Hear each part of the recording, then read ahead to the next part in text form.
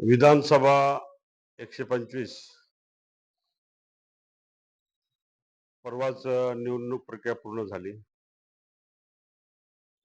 20 तारखेला मतदान झालं. परंतु ज्यावेळेस ईव्हीएमची छाननी होते त्यावेळेस उमेदवार किंवा उमेदवार प्रतिनिधीला ते दाखवलं जातं सर्व. आणि मतदान झाल्यानंतर जे 17 सी दिले जातात त्यामध्ये बदल आलेले आहेत, तफावत झालेली आहे. त्यामुळे आजची प्रेस घेण्याचं कारण असते छाननीच्या वेळेस असलेले युनिट, बॅलेट युनिट असेल, कंट्रोल युनिट असेल, व्हीएफटी पॅड असेल, त्यामध्ये 7 बूथ केंद्रावरती हा बदल आढळून आलेला आहे. निवडणूक निर्णय अधिकारी जे आहेत शुभांगी भारते, त्यांनी कधी उमेदवार किंवा उमेदवार प्रतिनिधीला हा झालेला बदल कळवलेला नाही. उमेदवार हा घटक असतो निवडणूक प्रक्रियेतला, त्या घटकाला ही माहिती दिलेली नाही. त्यामुळे आमचं त्यांच्यावरती ऑब्जेक्शन आम्ही रेस केलं आहे. बूथ क्रमांक 221 मध्ये बदल झालेला आहे.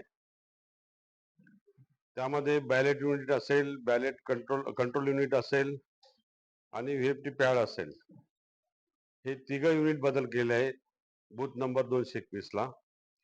त्याची माहिती उमेदवार किंवा उमेदवार प्रतिनिधीला दिलेली नाही. बूथ क्रमांक 329 ला व्हीएफटी पॅड बदललेला आहे. त्याची माहिती उमेदवाराला नाही किंवा उमेदवार प्रतिनिधीला नाही. बूथ क्रमांक 174 त्यामध्ये बॅलेट युनिट बदललेलं आहे. त्याची माहिती उमेदवार किंवा उमेदवार प्रतिनिधीला नाही. बूथ क्रमांक 6 त्यामध्ये व्हीएफटी पॅड बदललेला आहे. त्याची माहिती उमेदवार किंवा उमेदवार प्रतिनिधीला नाही.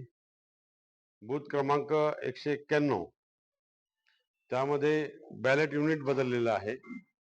त्याची माहिती उमेदवार किंवा उमेदवार प्रतिनिधीला नाही. बूथ क्रमांक 269 त्यामध्ये बॅलेट युनिट बदललेलं आहे. त्याची माहिती उमेदवार किंवा उमेदवार प्रतिनिधीला नाही. बूथ क्रमांक 306 त्यामध्ये व्हीएफटी पॅड बदललेला आहे. त्याची माहिती उमेदवार किंवा उमेदवार प्रतिनिधीला नाही. निवडणूक निर्णय अधिकारी शुभांगी भारते यांनी असं का केलं आणि ती बदल केल्यानंतर ती माहिती उमेदवार किंवा उमेदवार प्रतिनिधीला दिली पाहिजे होती, पण ती दिलेली नाही. त्यामुळे त्यांच्या निवडणूक प्रक्रियेवर आमची शंका निर्माण झालेली आहे. यामध्ये स्पष्टता असली पाहिजे आणि ती स्पष्टता लपवण्याचं कारण काय, त्यांनी त्यांची चौकशी करावी जिल्हा निवडणूक निर्णय अधिकाऱ्याने, आणि त्याचं स्पष्टीकरण आम्हाला द्यावं, अशी मागणी आम्ही आज करतोय.